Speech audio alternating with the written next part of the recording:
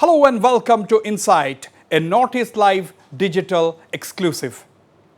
The big political news from the Northeast are the upcoming assembly elections in Mizoram, where the ruling Mizo National Front will be fighting three major political parties, the Zoram People's Movement, Congress and the BJP.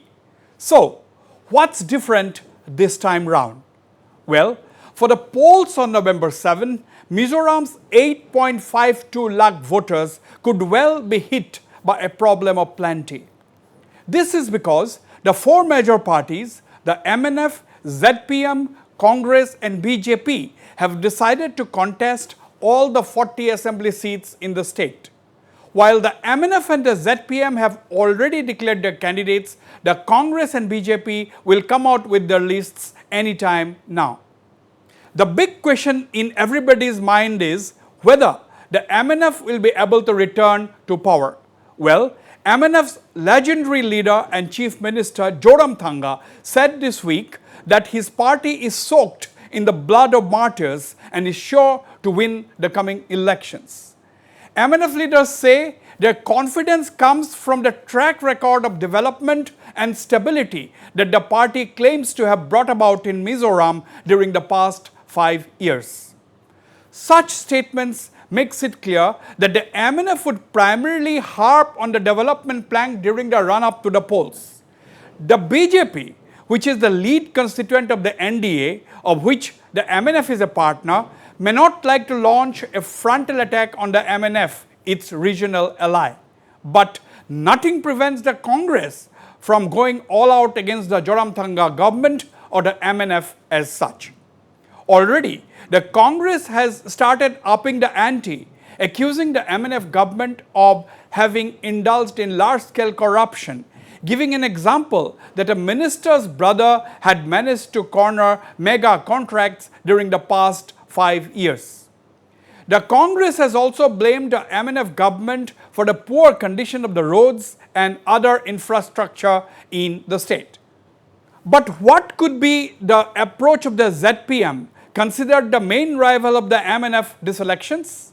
Well, a distinct indication was given this week by ZPM leader 𝗟𝗏𝗄𝗧, who said while addressing the party's block-level cadres that utmost importance will be given to the agriculture sector as 60% of Mizoram's 13.80 lakh population depend on agriculture for their livelihood.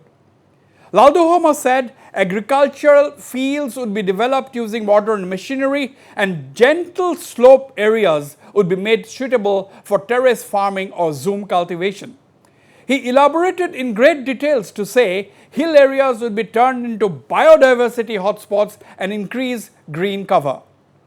The ZPM leader also promised to set up 3 new dams to generate 274 megawatt of additional power. This gives us an idea that the ZPM may have decided on carrying out a positive campaign to project itself as a suitable alternative to the MNF.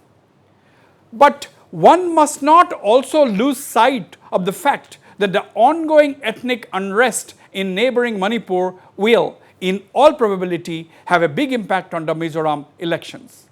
Already, the ruling MNF and its leader, Chief Minister Zoramthanga, has been openly talking about the need to reunify the areas in the neighborhood inhabited by the Zo community.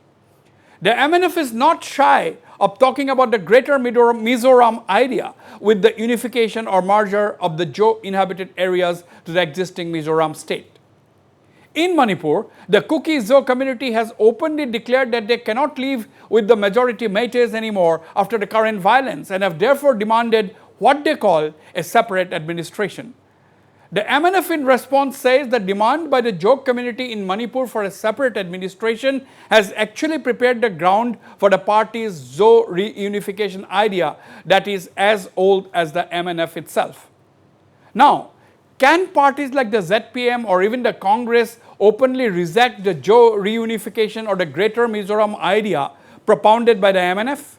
These parties may decide to play safe and skirt the issue, but certainly they cannot openly reject or oppose the demand at this juncture where people's minds are filled with emotions.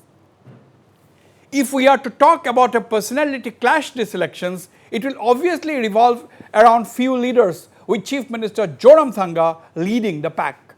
At the end of the day, voters are king in any election, and we have to wait until the 3rd of December to know who manages to have the last laugh in Mizoram.